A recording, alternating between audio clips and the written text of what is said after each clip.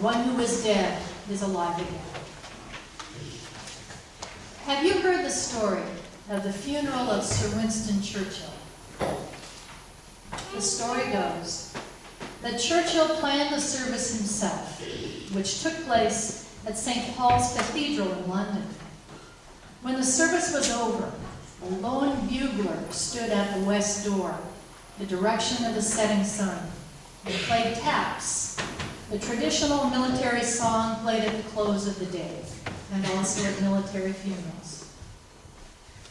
Then, as the last note died away, and people were preparing to make their departure, they were surprised when another song rang out. At the east door, the direction of the rising sun, another lone bugler began the traditional song which welcomes the dawn and wakes the troops, reveille. Indirectly, but unmistakably, Churchill was making a statement of his Christian faith. My Christian faith says that this day represents life in all its newness. That is the life I invite you to celebrate with me today, truly resurrected life. Let me explain what I mean. I am not really celebrating the return of spring, even though we just sang, "Now the green blade riseth." And even though we've adorned our church with many fragrant, glorious flowers. I'm grateful to God for their creative beauty, for those that drop seeds as they go dormant, that will provide flowers when given enough water and light and nutrients. They enrich my life and give me much joy, but they don't finally tell me about Easter.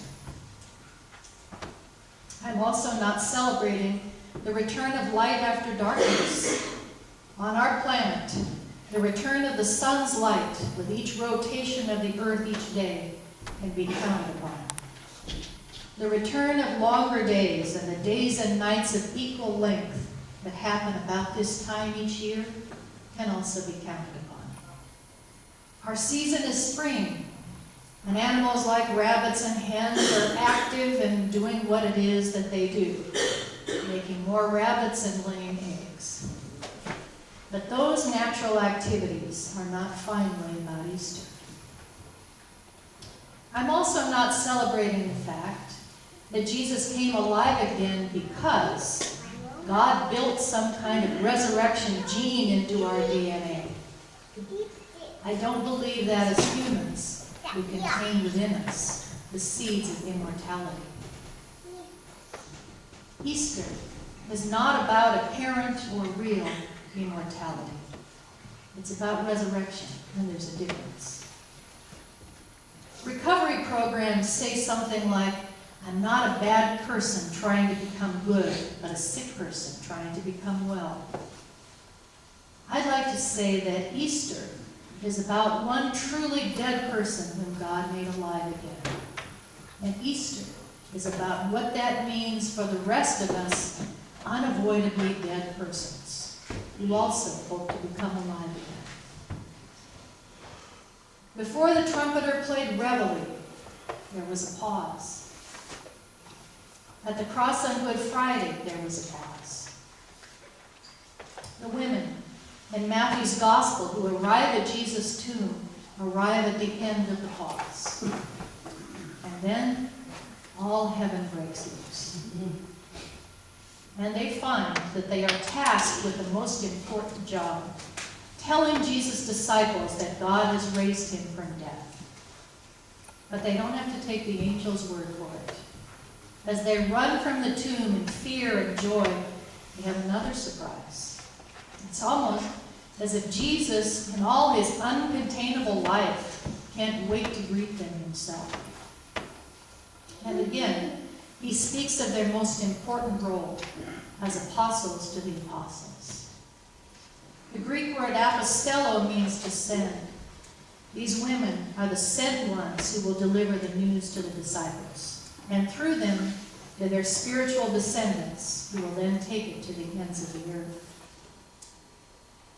Douglas Douglas John Hall, in his book, The Cross in Our Context, Jesus and the Suffering World, says that the question of people in developed societies is not, is there anything after death?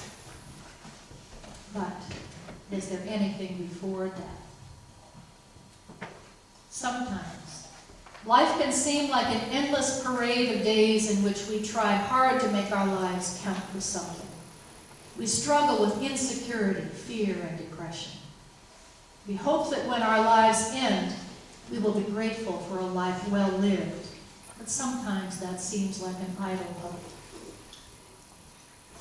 We come to Jesus' empty tomb, hoping to catch some of the joy and awe of the women who came there, found it empty, and heard the news that would change their lives forever. So, with some trepidation, I tell you this. This return of life is unlike any other to which we can compare it. It is God's utterly new thing. And at its heart, it is love. Always love.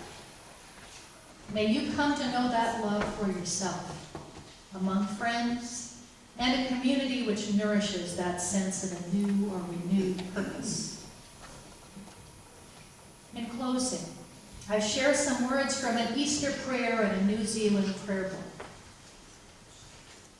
Jesus Christ, our Savior, you have delivered us from death and sin. You have brought with the dawn a new beginning and an empty tomb. Grant us strength and humility to enter into life. Living Christ, you are risen from the dead. Love reigns. Can't you hear the strains of reveille?